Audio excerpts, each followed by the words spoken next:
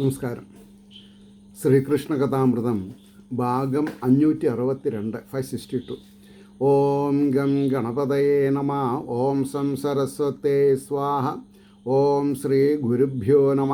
ഓം ശ്രീ രംഗനാഥശർമ്മണേ നമ. നാരായണ നാരായണ നാരായണ നാരായണ നാരായണ നാരായണ നാരായണ നാരായണ നാരായണ നാരായണ നാരായണ. ഓം ശ്രീകൃഷ്ണാർപ്പണമസ്തു. ഓം ശ്രീകൃഷ്ണായ പരബ്രഹ്മണേ നമ. ഓം ശ്രീകൃഷ്ണായ പരമാത്മനേ നമ. ഹരേ രാമ രാമ രാമ ഹരേ ഹരേ, ഹരേ കൃഷ്ണ കൃഷ്ണ കൃഷ്ണ ഹരേ ഹരേ.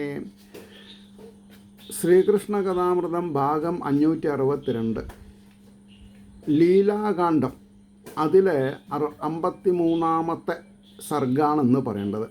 അപ്പോൾ കഴിഞ്ഞ 52ാം സർഗം, അതായത് ധേനുകവധവും ഗോപികളുടെ എന്താണെന്നാ പറയുക ഉത്കണ്ഠയും, അതിൽ 35ാമത്തെ ശ്ലോകം, അവസാനത്തെ ശ്ലോകമാണ് പറഞ്ഞു നിർത്തിയത്. ഒന്നിച്ചു നടന്നവർ കൺമിഴിച്ചെഴുന്നേറ്റ് അന്യോനം തുരുതരെ നോക്കി വിസ്മയത്താൽ എന്നും നാം അജിത കടാക്ഷം മന്തിയെ എന്നോർത്ത് നിദ്രപ്രഭയോട് മിന്നി മന്നിടത്തിൽ. എന്താ പറയുക, ഒരു പുനർജന്മം കിട്ടിയ കൂട്ടത്തിൽ അവർ പരസ്പരം നോക്കി, കണ്ണുകളാൽ നോക്കി ആശ്ലേഷിച്ചു എന്നൊക്കെ കവിഭാവനയിൽ പറഞ്ഞു. അപ്പോൾ ഇനി നമ്മൾക്ക് 562 ആ ഭാഗത്തിലെ 53ാം സർഗം കാളിയ ഹൃദയത്തിലേക്ക് ശ്രീകൃഷ്ണൻ എടുത്ത് ചാടുകയാണ്. അപ്പോൾ കാളിയൻ്റെ വിഷം പോക്കിയിടിന പുണ്യകഥാമൃതം കാതിൽ ഒറ്റുകയാലേറെ കൊതിയാർന്ന മഹാമതി. ആരെയും മഹാമതി? പരീക്ഷിത് മഹാരാജാവ്. പറയണതാരാ? ശുഖബ്രഹ്മമഹർഷി. കാളിയൻ്റെ വിഷം പോക്കിയിടന പുണ്യകഥാമൃതം കാതിൽ ഒറ്റുകയാൽ ഏറെ കൊതിയാർന്ന മഹാമതി. കൊതിയായി അത് കേൾക്കാൻ വേണ്ടിയിട്ട്. അലിഞ്ഞതൽപ്പവും കൂടി അരുളി ചെയ്തു കേൾക്കുവാൻ, അതൊന്ന് വിസ്തരിച്ച് കേൾക്കാൻ വേണ്ടി അപേക്ഷിക്കുകയാൽ അമ്പാർന്ന് ഓതിനാൻ ബാദരായണി. അതായത് ശുഖബ്രഹ്മമഹർഷി സസ്നേഹം പറയാൻ സന്നദ്ധനാവാണ്. കേൾക്കൂ മർത്യമനസ്സിൻ്റെ രാഗദ്വേഷാദയാം വിഷം. ഇവിടെ കാളിയൻ്റെ വിഷം എന്ന് പറഞ്ഞാൽ എന്താ? മനുഷ്യകൾ മനസ്സുകളിൽ രാഗദ്വേഷികൾ. എന്താ രാഗദ്വേഷം എന്ന് പറഞ്ഞാൽ? കാമ, ക്രോധ, മത, മത്സര, ലോഭ, ഭയം എന്ന് പറയുന്ന 6 വൈരകളെ ഒന്നായിട്ടാണ് രാഗദ്വേഷാദികളെന്ന് പറയാം. ഇതാണ് കാളിയൻ്റെ കയ്യിലുള്ളത്. കാളിയനും അതന്നെയാണ്, നമ്മൾക്കും അതന്നെയാണ്. ഞാനാണ് പ്രസിഡന്റ്, ഞാനാണ് സെക്രട്ടറി, ഞാനാണ് ആചാര്യൻ എന്നൊക്കെ പറയണത് അഹങ്കാരം കൊണ്ടായാൽ അത് അപകടത്തിലേക്ക് നയിക്കും എന്ന് പറഞ്ഞു. കേൾക്കൂ മർത്യമനസ്സിൻ്റെ രാഗദ്വേഷാദിയാം വിഷം അകറ്റി അതിസംശുദ്ധിയേറ്റും കൃഷ്ണകഥാമൃതം. അപ്പോൾ എന്തെല്ലാം തരത്തിലുള്ള വിഷം ഉള്ളിലുണ്ടെങ്കിലും ഭാഗവത കഥകൾ കേൾക്കാൻ തുടങ്ങിയാൽ ശ്രീകൃഷ്ണ കഥാമൃതം, ശ്രീകൃഷ്ണൻ്റെ ചരിതം അമൃത സമാനമാണ്. അതറിയാത്തവരോ അല്ല ഇത് വായിക്കാത്തത്. അപ്പോൾ അകറ്റി അതിസംശുദ്ധിയേറ്റുന്ന the purest state of mind ഉണ്ടാവാനാണ് ഇതൊക്കെ. കാളിന്തിയാറ്റിന്നരികിൽ തെക്കുഭാഗം പെരും കയം. ഒരു ജിയോഗ്രാഫിക്കൽ സർവേയാണ്. കാളിന്തിയാറ്റിന്നരികിൽ തെക്കുഭാഗം പെരും കയം, വളരെ ആഴമുള്ളൊരു സ്ഥലമാണ്. കാളിയൻ വാഴ്വതായി അന്നുണ്ടായിരുന്നു ഭയങ്കരം. ഒരു വലിയൊരു കയം, വലിയൊരു കുന്നുപോലെയുള്ള ആളുള്ളത്. കുന്നു മേപ്പെട്ടാണെങ്കിൽ അത് തിരിച്ചു വച്ചാൽ എങ്ങനെ ഉണ്ടാവും? അതന്നെയാണ് കയെന്ന് പറയാം. അപ്പോൾ കാളിയൻ വാഴ്വതായി അന്നുണ്ടായിരുന്നു ഭയങ്കരം 4 നാഴിക വട്ടത്തിൽ. അതിൻ്റെ സർക്കംഫറൻസ് ആണ് പറഞ്ഞത്. 4 നാഴിക വട്ടത്തിൽ നരകത്തുണ്ടു പോലവേ. നരകത്തിൽ നിന്ന് അടർന്നു വീണതാണോ എന്ന് സംശയിക്കുമാറ്. നഗരത്തുണ്ടു പോലവേ അതിൽ തട്ടിയ കാറ്റേറ്റുമോളിൽ പാറുന്ന പക്ഷിയും. അപ്പോൾ ഈ കാളിയ ഹൃദയത്തിൻ്റെ മുകളിൽ കൂടി പറക്കുന്ന പക്ഷികൾ കൂടി ഈ കാളിയൻ്റെ വിഷപൂരിതമായ ജലാശയത്തിൽ നിന്നുണ്ടാവുന്നൊരാവി അല്ലെങ്കിൽ കാറ്റ് കൊണ്ട് അവർ സ്വയം മരിച്ചു വീഴുന്ന പറഞ്ഞത്. അപ്പോൾ അതിൻ്റെ തീക്ഷ്ണത എന്താണ്? കാളിയ അപ്പോൾ പറഞ്ഞു കാളിന്തിയാറ്റിന്നരുകൾ തെക്കുഭാഗം പെരുകും കയം കാളിയൻ വാഴുവതായി അന്നുണ്ടായിരുന്നു ഭയങ്കരം 4 നാഴിക വട്ടത്തിൽ നരകത്തുണ്ട് പോലവേ അതിൽ തട്ടിയ കാറ്റേറ്റു മോളിൽ പാറുന്ന പക്ഷിയും കറങ്ങി വീണു ചാകുന്നു ദിവസം തോറും എത്രയെന്ന് പറയാൻ പറ്റില്ല. അപ്പോൾ പറഞ്ഞു കയത്തിനടിയിൽ തങ്ങി ചുരുണ്ട് അത്യന്തരുഷ്ടനായി, വളരെ ദേഷ്യത്തോടു കൂടി ക്രോധാകാരത്തോടു കൂടിയിട്ട് അർത്ഥം പറയണം. അത്യന്തരുഷ്ടനായി പിന്നെ ചുരുണ്ട് കിടക്കാണ് ആരെ? കാളിയൻ. അപ്പോൾ ഫണിവര്യൻ വമിക്കുന്ന വിഷം പതയും ആ ജലം, അവിടെ വിഷം പതിയുമാ ജലം കൂട്ടശ്ശര. അപ്പോൾ വിഷം പതയും ആ ജലം തന്നെ വായിക്കണം. അകാരം മാന്നല്ലേ, അപ്പോൾ അവിടെ ദീർഘം വിട്ടിട്ട് അകാരം കൂട്ടി ദീർഘിപ്പിക്കണം. വിഷം പതയും ആ ജലം വിശുദ്ധമാക്കി ഉലകിന് എന്നും ആസ്വാദമായി വരാൻ. ഇതൊക്കെ വായിക്കുമ്പോൾ നമ്മൾ അതേപോലെ ആവണം. ഇതൊക്കെ ഭഗവാൻ ശ്രീകൃഷ്ണൻ ഈ കാളിയനെ ഇവിടുന്ന് ഓട്ടിപ്പായിക്കണം. എന്തിനാ? കാളിന്തിയാറ്റിലെ ജലം അമൃത സമാനമായി ജനങ്ങൾക്ക് ഉപകാരമാവണം. അതാണ് നമ്മൾ ചെയ്യേണ്ടത്. അപ്പോൾ നമ്മൾ റിസർവോയേഴ്സ് അല്ലെങ്കിൽ പിന്നെ തടാകങ്ങൾ, കൂപങ്ങൾ, കിണറുകൾ ഒക്കെ സംശുദ്ധമായി സൂക്ഷിക്കാൻ കടമപ്പെട്ടവരാണ്. അതിൽ അഴുക്ക് വെള്ളം കലർത്തിയിട്ടുണ്ടെങ്കിൽ നരകം ഫലം. അതാണ് പറഞ്ഞത്. അപ്പോൾ കാളിയ പാമ്പിനെയും അനുഗ്രഹിപ്പാനും കൃപാനിധി. അപ്പോൾ കാളിയനെ അനുഗ്രഹിക്കും വേണം. കരുതി മനതാരെങ്കൽ കമനീയ ഗുണാകരൻ, മനസ്സിൽ തിട്ടം ചെയ്തു, ഉറപ്പിച്ചു. ഇവൻ്റെ അഹങ്കാരമില്ലാതെ കണ്ടാക്കി അവനെ തൻ്റെ ഭക്തനാക്കുക. തൃപ്പാദസ്പർശ സൗഭാഗ്യം ഉൾക്കൊണ്ടിടുക കാരണം. തൃപ്പാദസ്പർശ സൗഭാഗ്യം. അപ്പം നമ്മൾ ഭഗവത് ചരണങ്ങളിൽ നമ്മുടെ ശിരസ് മുട്ടിയാൽ നമ്മൾക്ക് എന്തുണ്ടാവുന്ന പറഞ്ഞത്? സൗഭാഗ്യം ഉണ്ടാവും. ഇതറിയാത്തവരാണ് നമസ്കരിക്കാതെണ്ടിരിക്കുന്നത്. നമസ്കരിക്കണവർക്കൊക്കെ എന്തുണ്ട്? സൗഭാഗ്യം ഉണ്ടാവും. ഭൂമിദേവിയെ നെറ്റി കൊണ്ട് മുട്ടുക, അമ്മേ കാക്കണേ. അതിൻ്റെ ഇടയ്ക്ക് അച്യുതാനന്ദ ഗോവിന്ദ എന്നൊക്കെ പറഞ്ഞാൽ അതിലേറെയായി. അപ്പോൾ എല്ലാം ക്ഷമിക്കാനും പിന്നെ അതെ പേഴ്സൺസ് ആൻഡ് പേഴ്സിയവറൻ ക്ഷമിക്കാനും മാപ്പ് തരാനും കഴിവുള്ള ഭൂമിദേവിയെ നമ്മൾ അക്രമാസക്തമായ രീതിയിൽ വിഷം കലർത്തിയ ഭാഗങ്ങളാക്കി മാറ്റരുത്. ഇപ്പോൾ തമിഴ്നാട്ടുകാർ കേരളത്തിലേക്ക് എന്ന് പറഞ്ഞിട്ട് ചെയ്യുന്ന പച്ചക്കറി മുഴുവൻ വിഷം അടിക്കുകയാണ്. സത്യത്തിൽ എന്താ സംഭവിക്കുന്നത്? ഭൂമിയിലുള്ള സർട്ടൈൻ ഭാഗത്തിൽ വിഷം തേച്ച് പിടിപ്പിച്ചാൽ നമ്മുടെ ശരീരത്തിൽ, അതായത് ആരാണ് ഇങ്ങനെ ചെയ്യണത്? സ്വാർത്ഥ ലാഭത്തിന് വേണ്ടിയിട്ട് അവരുടെ മേലിലൊക്കെ വിഷം വരും. എന്നിട്ട് ഒരു പ്രകൃതിയുടെ നീതിയാണ് ഞാൻ പറഞ്ഞത്. അല്ലാണ്ട് എനിക്കിപ്പോൾ തമിഴ്നാട്ടുകാർക്ക് അസുഖം ഉണ്ടാവണമെന്നല്ല എൻ്റെ പ്രാർത്ഥന. അതുകൊണ്ടാണ് പറഞ്ഞത് തൃപ്പാദസ്പർശ സൗഭാഗ്യം ഉൾക്കൊണ്ടിടുക കാരണം ഉണങ്ങാതെ എത്രയും പൂത്തു തളിർത്തുള്ളൊരു മാമരം. അതെന്താ അങ്ങനെ? അത് ഈ ഗരുഡൻ സ്വർഗത്തിൽ നിന്ന് തൻ്റെ അമ്മയുടെ ശാപമോക്ഷം. എന്താ ശാപമോക്ഷം എന്ന് പറഞ്ഞാൽ? ദാസിയായിട്ടിരിക്കുക സഹോദരിയുടെ. ആ ദാസീവൃത്തിയിൽ നിന്ന് മാറണം.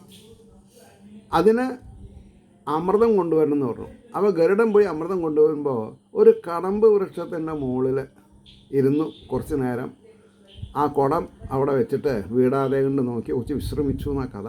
അവ ലേശം തുളുമ്പിപ്പോയി. ആ തുളുമ്പിയത് കഴിച്ചവരാണ് ഈ സർപ്പങ്ങളും തേളുകളും കരിക്കുന്നൻ മുതലായിട്ടുള്ള വിഷാംശങ്ങളുള്ളവരൊക്കെ. മനസ്സിലായില്ലേ? അപ്പോൾ ഉണങ്ങാതെത്രയും പൂത്തു തളിർത്തുള്ളൊരു മാമരം പൂമണം വീശി അമൃതം പുരണ്ടിടിന പുണ്യവാൻ കദംബ വൃക്ഷം ഒന്നുണ്ട് കരയ്ക്ക് അതിൽ മാധവൻ അരയും തലയും നന്നായി മുറുക്കി അതിമോഹനൻ കുടഞ്ഞു കൊച്ചു തൃക്കൈകൾ. ഇങ്ങനെ കൈ ഇങ്ങനെ കുടഞ്ഞു അപ്പോൾ കുടഞ്ഞു കൊച്ചു തൃക്കൈകൾ പിന്നെ കണ്ടതു മോളിലാം മേൽപോട്ടു നോക്കി അമ്പാർന്ന് ഗോപബാലകരെ വരും ചാടാകയെന്നോതി ഉച്ചത്തിൽ വിളിച്ച് അരുളി നിൽക്കവേ ചാടല്ലേ ചാടല്ലേ കൃഷ്ണ. അതാണ് പാട്ടൊക്കെ പാടും. ചാടരുത് മോനെ ചാടരുത് അനിയ ഏട്ടാന്നൊക്കെ വിളിച്ച് ഗോപബാലന്മാർ ലഹള കൂട്ടി. അദ്ദേഹം ഉണ്ടോ നിൽക്കണു, അദ്ദേഹം മനസ്സിലൊന്ന് വിചാരിച്ചാൽ അത് നേടും. അപ്പോൾ അരയും തലയും, അപ്പോൾ ഞാനത് ഒന്നുകൂടി വായിക്കാം, ഹൃദയസ്പർശമായിട്ടുള്ള ഭാഗങ്ങളാണ്. അപ്പോൾ നമ്മൾ അതൊക്കെ നമ്മുടെ മനസ്സിൽ തട്ടണം.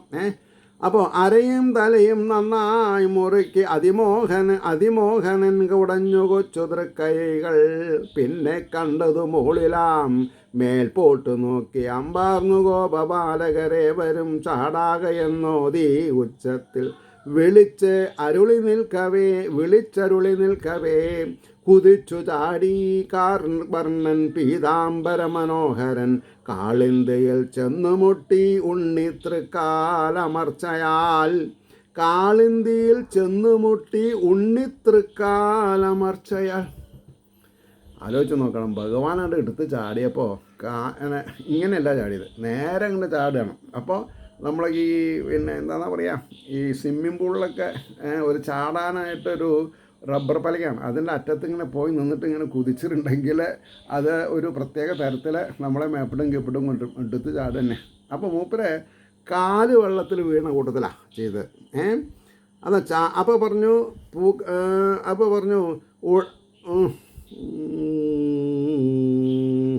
കുതിച്ചു ചാടി കാർവർണ്ണൻ പീതാംബര മനോഹരൻ കാളിന്തിയിൽ ചെന്നു മുട്ടി ഉണ്ണിത്തൃക്കാൽ അമർച്ചയാൽ.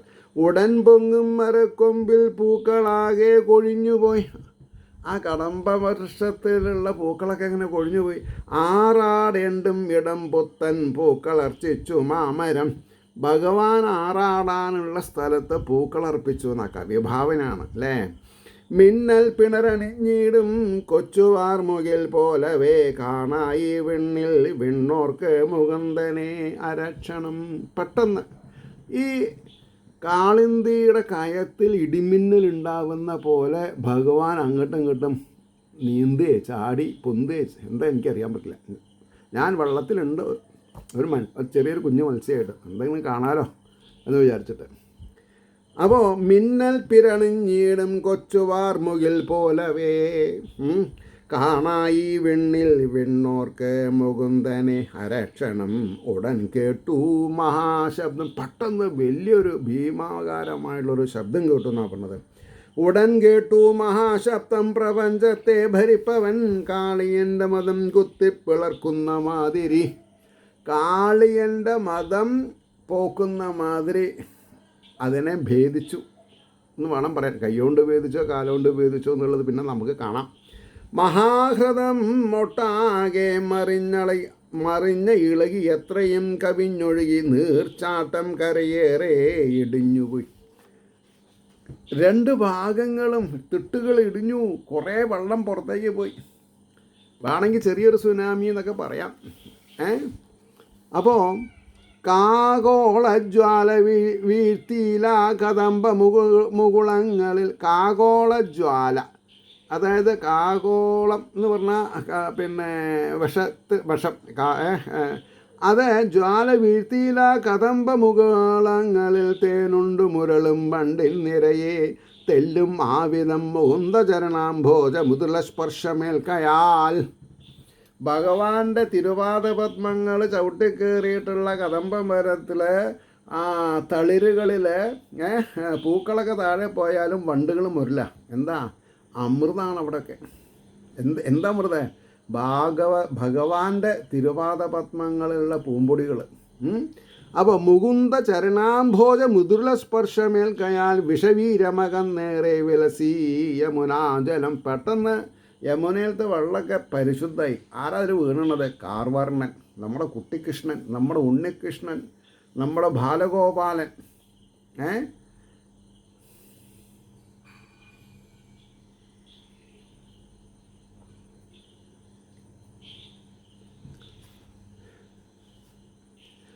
വിഷവീരമാ മകൻ നേരെ വിലസീടിന യമുനാജലം. ഇത് നമ്മൾക്കൊരു പാടാ.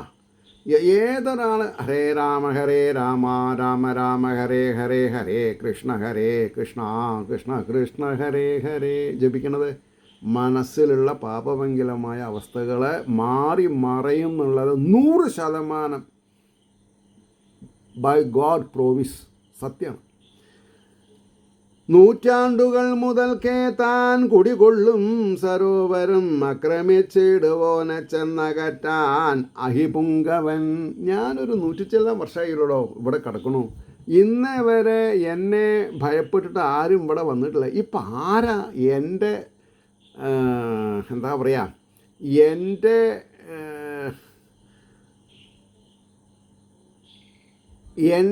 എന്താ വാക്ക് കിട്ടുക, ഈ 100 വർഷം ഞാൻ അനുഭവിച്ചുള്ള സ്വാതന്ത്ര്യത്തിനെതിരായിട്ട് ആരാ ശബ്ദം ഉയർത്തണത്? ആരാ എന്നെ ഭേദിക്കാൻ വരുന്നത്? 100 വർഷമായിട്ട്, നൂറ്റാണ്ടുകളായിട്ട് 100 വർഷമായിട്ട് അവിടെ കിടക്കണം മൂപ്പര്. അപ്പോൾ നൂറ്റാണ്ടുകളെന്നാണ് പറഞ്ഞത്, 100 വർഷങ്ങൾ. നൂറ്റാണ്ടുകൾ മുതൽക്കേ താൻ കുടികൊള്ളും സരോവരം ആക്രമിച്ചിടുവോനെ ചെന്നകറ്റാൻ അഹിപുങ്. പോയി പുല്ലാണ് പുറത്ത് ചാടിക്കുന്ന പറഞ്ഞിട്ടാണ് മൂപ്പര് പുറപ്പെടുന്നത്. തങ്കത്തള അണിതൃക്കാൽ, തങ്കത്തള അണിതൃക്കാൽ. ഭഗവാന്റെ കാലിൽ നിന്നുണ്ട് 2 തളയുണ്ട്, ഓരോ കാലിലും ഓരോ തള. സ്വർണ്ണമല്ല, പത്രം മാറ്റാം. തങ്കത്തള അണിതൃക്കാൽ തല്ലി തല്ലി മനോഹരം നീന്തും കുഞ്ഞിൻ്റെ പിന്നാലെ അണഞ്ഞ് അതിഭയങ്കരൻ. കുട്ടി ഇങ്ങനെ നീന്തുകയാണ് ഇവൻ്റെ അടുത്തേക്ക്. അപ്പോഴാണ് ആ തിരുവാതപത്മങ്ങളെ ഫോളോ ചെയ്യുക, കൊത്തിക്കൊല്ലാൻ വേണ്ടിയിട്ട്. ആരേലേ അത് ഞാൻ പറയില്ല, അങ്ങനെ സംഭവിക്കില്ലല്ലോ, അതല്ലേ. ഈ അഹങ്കാരമുള്ളവരൊക്കെ അങ്ങനെ ചെയ്യാം. അപ്പോൾ തങ്കത്തളയണീ തൃക്കാൽ തല്ലി തല്ലി മനോഹരം നീന്തും കുഞ്ഞിൻ്റെ പിന്നാലെ അണഞ്ഞ് അതിഭയങ്കരൻ. കനകാംബരവും പൊൻകിങ്ങിണിയും മുത്തുമാലയും ബീലി പൊന്മുടിതൻ ചേലും നനഞ്ഞ കുനുകുന്തലും. ഭഗവാനെ എങ്ങനെ വർണ്ണിക്കുകയാണ്. കനകാംബരവും പൊൻകിങ്ങിണിയും മുത്തുമാലയും ബീലി പൊന്മുടിതൻ ചേലും നനഞ്ഞ കുനുകുന്തലും. പൂണ്ടൊരാമണിവർണ്ണൻ്റെ മന്ദസ്മിത മനോഹരം. അപ്പോഴും നീന്തുമ്പോഴും മന്ദസ്മിത മനോഹരം ശ്രീമുഖം കണ്ടു. ആ പാപി യോഗി ധ്യേയ പദാംബുജം. ആ പാപി ആര്? കാളിയൻ. ആ പാപി യോഗീശ്വരന്മാരുടെ ഹൃദയപത്മത്തിൽ വാകുന്ന ആ ഭഗവാനെ, യോഗീധ്യേയ, യോഗിമാരെ ധ്യാനം ചെയ്തുകൊണ്ടിരിക്കുന്ന പാദാംബുജം കടിച്ചു കുതറാൻ തക്കരോഷം ഏന്തിയ നിർദ്ദയൻ. എന്താ കടിച്ചു കുതറാൻ തക്കരോഷം ഏന്തിയ നിർദ്ദയൻ. നെന്മേനി വാഗപ്പൂ പോലെ മൃദുവാം തൻകളേപരം വരിഞ്ഞു ചുറ്റി ഉടൻ മൂർഖശിരോമണി. വാലുകൊണ്ട് ആ കുഞ്ഞു കിടാവിനെ അങ്ങോട്ട് ചുറ്റി. ശ്രദ്ധിക്കണം. കടിച്ചു കുതറാൻ തക്ക രോഷം ഏന്തിയ നിർദ്ദയൻ. എല്ലാം നെഗറ്റിവിറ്റിയാണ് അവിടെ. നെന്മേനി വാഗപ്പൂ പോലെ മൃദുവാന്തൻ കളേപരം വരിഞ്ഞു ചുറ്റി കുളലാളുടൻ മൂർഖശിരോമണി. മൂർഖന്മാരിൽ ശിരോമണി മൂർഖശിരോമണി അനന്തശയനൻ തെല്ലും അനങ്ങിയിടാതെ അങ്ങിനെ. അനന്തശയനൻ, അനന്തനിൽ ശയിക്കുന്നവൻ, തെല്ലും അനങ്ങിയിടാതെ അങ്ങനെ കെട്ടിക്കോട്ടെ. പിന്നെ നോക്കാം. അങ്ങനെ കിടന്നാൻ കാളിയനുള്ളിൽ ഉത്സാഹത്തെ വളർത്തുവാൻ. എൻ്റെ ശൗര്യം ഫലിച്ചു. ഇതാ ഈ പയ്യൻ അനങ്ങാതെ കണ്ടായി, എൻ്റെ വിഷജ്വാലകൾ തട്ടിയിട്ട് അനങ്ങാതെ കണ്ടായി. അപ്പോൾ ഭഗവാന്റെ ഉത്സാഹം എന്താ? എപ്പോഴും തന്നെ ധിക്കരിക്കുന്നവർക്കും തന്നെ ബഹുമാനിക്കുന്നവർക്കും സന്തോഷം ഉണ്ടാക്കുക എന്നുള്ളതാണ്. ഇത് വലിയൊരു പാഠാണ് ഭാഗവതത്തിൽ ഉടനീളം. അല്ലെങ്കിൽ മനുഷ്യജന്മം കിട്ടിയാൽ നമ്മളിത് ശ്രദ്ധിക്കണം. തൻ്റെ വൈരികൾക്ക് സന്തോഷമുണ്ടാകുന്ന പോലെ നമ്മൾ മിണ്ടാതെകൊണ്ടിരിക്കുക. നമ്മൾ തർക്കുത്തരം പറയാൻ തുടങ്ങിയാൽ അവർക്ക് ശൗര്യം കൂടും. അപ്പോൾ നമ്മൾ മിണ്ടാതെ കണ്ടിരുന്നാൽ കുറേയൊക്കെ അവർ വിചാരിക്കും നമ്മൾ തളർന്നിരിക്കുകയാണ്. ഒരിക്കലും തളർച്ച ഉണ്ടാവില്ല.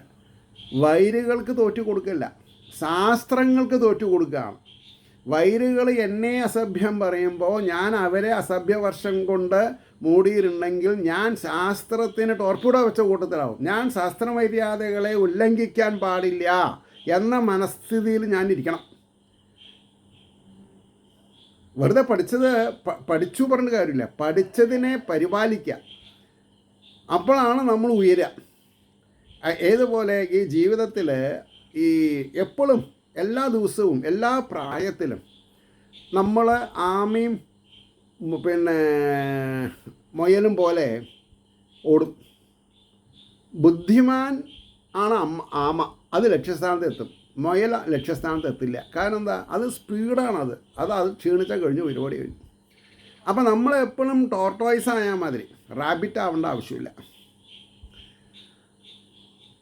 ആരും മുയലിൻ്റെ വിഗ്രഹം വെച്ച് ആരാധിക്കാറില്ല, ടോർട്ടോയ്സിൻ്റെ വിഗ്രഹം വെച്ച് ആരാധിക്കും ഇല്ലേ? ഒരു പരന്ന പാത്രത്തിൽ കുറച്ച് വെള്ളമൊക്കെ നിറക്കി ടോർട്ടോയ്സിനെ വെച്ച് പൂവൊക്കെ ഇട്ട്. കാരണം ഭഗവാന്റെ കൂർമാവതാരമാണ്. അതുകൊണ്ടാണ് പറയണത്. അപ്പോൾ പറഞ്ഞു, അനന്തശയനൻ തെല്ലും മനങ്ങിടാതെ അങ്ങനെ കിടന്നാൻ കാളിയനുള്ളിൽ ഉത്സാഹത്തെ വളർത്തുവാൻ കടുത്ത സംസാര വിഷം കടാക്ഷം കൊണ്ടകറ്റുപോൻ. ഈ ഭഗവാൻ ആരാ? കടുത്ത സംസാര വിഷം കടാക്ഷം കൊണ്ട് ഭഗവാൻ നമ്മളൊന്ന് തൃക്കൺ പാർത്താൽ നമ്മൾക്ക് സംസാര സാഗരം നീന്തി അക്കരയ്ക്ക് പോവാൻ രക്ഷപ്പെടാനുള്ള ഊർജ്ജയായി. അല്ലെങ്കിൽ നമ്മൾ ഇവിടുന്ന് ഇങ്ങനെ മലന്ന് കിടന്നാൽ മതി, ഒഴുക്കിലിങ്ങനെ കിടക്കുക. അപ്പോൾ ഭഗവാന്റെ കടാക്ഷമാകുന്ന ഒരു കുളിർക്കാറ്റ് നമ്മളെ എന്ത് ചെയ്യും? കരയിലെത്തിക്കും. കപ്പിത്താനൊന്നും വേണ്ട. നമ്മളൊരു പലകപ്പുറത്ത് കയറിയാലും ശരി, വഞ്ചിയിൽ കയറിയാലും ശരി, ഭഗവാന്റെ കൃപാകടാക്ഷം ഉണ്ടെങ്കിൽ പായ്വഞ്ചി ആറ്റോമിക് എനർജി പോലെ വർക്ക് ചെയ്യും. ഭഗവാന്റെ കടാക്ഷമില്ലെങ്കിൽ ന്യൂക്ലിയർ ശക്തി കൊണ്ട് ഓടുന്ന കപ്പൽ കൂടി കരയ്ക്ക് അടയില്ല. അതെ, വളരെ ക്ലിയറാണ് അത്.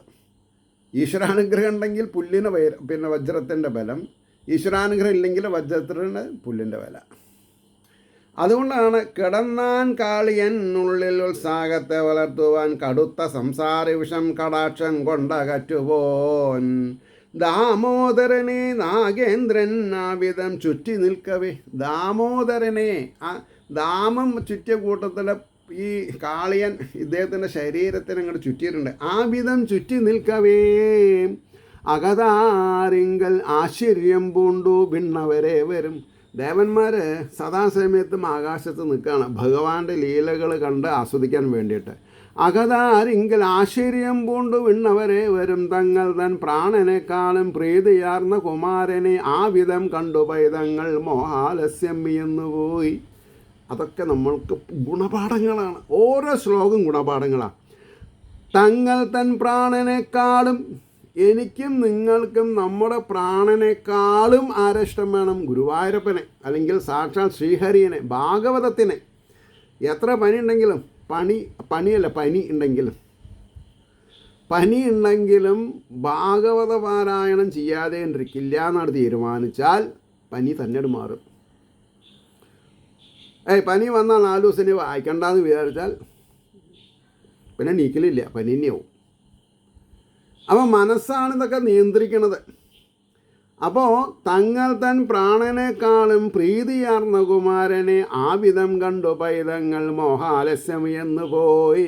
ഗോകുലത്തിൽ നിന്ന് വന്നിട്ടുള്ളവരൊക്കെ, അല്ലെങ്കിൽ ഈ വൃന്ദാവനത്തിൽ നിന്ന് വന്നിട്ടുള്ളവർക്കൊക്കെ വലിയ വിഷമായി. അവർ മോഹാത്സ്യപ്പെട്ടു. കരയ്ക്കൽ നിന്നു കാർവണ്ണനുണ്ണിയെ തങ്ങൾ ഭാഷയിൽ കണ്ണീരൊലിപ്പിച്ചുകൊണ്ട് വിളിച്ചു പൈക്കളൊക്കെയും. പൈക്കൾക്കൊരു ഭാഷയുണ്ട്. വിശക്കുമ്പോൾ ഒരു ഭാഷ, ശബ്ദം അമ്പേ അങ്ങനെ പലതരത്തിലുണ്ട്. സ്നേഹാധിക്യം പ്രകടിക്കുമ്പോഴത്തെ ഒരു ഇത്, അതിൻ്റെ കൊച്ചിനെ പരിലാളിക്കുമ്പോൾ ഉള്ള ഒരു ശബ്ദം, തൻ്റെ കുട്ടിയെ കാണാത്ത സമയത്തുള്ള ഒരു പരിഭവം, മഴയും കോളും കാറ്റൊക്കെ വരുന്നുണ്ട്, തൊടുത്തു പോകുക നല്ലതെന്ന് തോന്നിയാൽ അപ്പോൾ അവരുടെ ഒരു അകർച്ചയുണ്ട്, അതിന് വ്യത്യാസമുണ്ട്. അതുകൊണ്ടാണ് അവർ അപ്പോൾ കരയ്ക്കൽ നിന്നു കാർവർണ്ണൻ ഉണ്ണിയെ തങ്ങൾ ഭാഷയിൽ കണ്ണീരൊളിപ്പിച്ചുകൊണ്ട് വിളിച്ചു പൈക്കളൊക്കെയും. ഇന്ന് തീയതി ആഗസ്റ്റ് 5 2024, 6-7 ദിവസമായി വയനാട് മടിക്കൈ എന്ന് പറഞ്ഞ സ്ഥലത്ത് അതിഘോരമായിട്ടുള്ള ഉരുൾപൊട്ടലുണ്ടായി. വളരെയധികം ആൾക്കാർ മരിക്കുന്നുണ്ടായി. പക്ഷേ ഈ ഉരുൾപൊട്ടുന്നതിൻ്റെ മുമ്പ് തന്നെ ആ വനാന്തരങ്ങളിലുണ്ടായിരുന്ന ആനകളൊക്കെ സുരക്ഷിത സ്ഥാനത്തേക്ക് ഓടിപ്പോയി എന്നാണ് ദൃക്സാക്ഷികൾ പറഞ്ഞത്. എങ്ങോട്ടാണ് ഇവരൊക്കെ ഇങ്ങനെ ജാതിയായിട്ട് പോണത്? കുറേ തിരക്കിലാണല്ലോ പോണത്. ഇവർ മല ഇറങ്ങുകയാണ്. അതേപോലെ നായ്ക്കൾ ശബ്ദം ഉണ്ടാക്കണം. ഏതോ ഒരു തത്ത അലറി കുറേ ആൾക്കാരെ ഉണർത്തി ഇതിൻ്റെ വരാൻ പോകുന്ന വിപത്തിനെ പറ്റി ഒരു അലർട്ട് കൊടുത്തു എന്നാ ന്യൂസ്. ഇതൊക്കെ ശരിയാണ്. അപ്പോൾ കണ്ണീരൊലിപ്പിച്ചുകൊണ്ട് വിളിച്ചു പൈക്കളൊക്കെയും അന്നേരം ഗോകുലത്തിങ്കൽ പല ദുർലക്ഷണങ്ങളും കണ്ടു പേടിച്ചു നന്ദാദിഗോപരെല്ലാം വിറച്ചു പോയി. സൈമൾട്ടേനിയസ്ലി അന്നേരം ഗോകുലത്തിങ്കൽ പല ദുർലക്ഷണങ്ങളും കണ്ടു പേടിച്ചു നന്ദാദിഗോപരെല്ലാം വിറച്ചുപോയി. രാമൻ കൂടാതെ എന്നുണ്ണി കാലിമേക്കാനണഞ്ഞതും. എന്തപ്പോൾ ഇന്ന് ഏട്ടനെ കൂട്ടാണ്ട് അനിയൻ പോയത്? അല്ലെങ്കിൽ ഏട്ടനെ മുന്നിൽ നിർത്തിയിട്ടാണല്ലോ ഇയാൾ പോവാറ്? എൻ്റെ കുട്ടിക്ക് എന്ത് പറ്റി? ഇങ്ങനെയൊക്കെ ആലോചിക്കാൻ തുടങ്ങി. രാമൻ കൂടാതെ എന്നുണ്ണി കാലിമേക്കാനണഞ്ഞതും ഓർത്ത് അകക്കാമ്പിൽ ഒട്ടേറെ മാഴി ഗോകുലമൊക്കെയും. ലാസ്റ്റ് ശ്ലോകം 32. കരളുരുകും അനേകം ദുർനിമിത്തങ്ങൾ കണ്ട് ആ മരതകമണിവർണ്ണൻ പോയ കാൽപ്പാടു നോക്കി. ശ്രീകൃഷ്ണൻ പോയ കാൽപ്പാടുകൾ നോക്കി. കരകവിയും അഴൽപ്പാടാർന്ന് മനസ്സാകുന്ന സമുദ്രത്തിൻ്റെ കരകളിൽ അലതല്ലുന്ന തിരമാലകളെപ്പോലെ കരകവിയും അഴൽപ്പാടാർന്ന് കാളിന്തിയാറ്റിൻ കരയിൽ ഒരുവിധം ചെന്നെത്തി ഗോപാലരെല്ലാം. ഒന്നുകൂടി വായിക്കാം, അത് വളരെ എടുത്താ പൊന്താത്ത ശ്ലോക. കരളുരുകും അനേകം ദുർനിമിത്തങ്ങൾ കണ്ട് ആ മരകഥമണിവർണ്ണൻ പോയ കാൽപ്പാട് നോക്കി കരകവിയും മഴൽപ്പാടാർന്ന് കാളിന്തിയാറ്റിൻ കരയിൽ ഒരുവിധം ചെന്നെത്തി ഗോപപാലരെല്ലാം.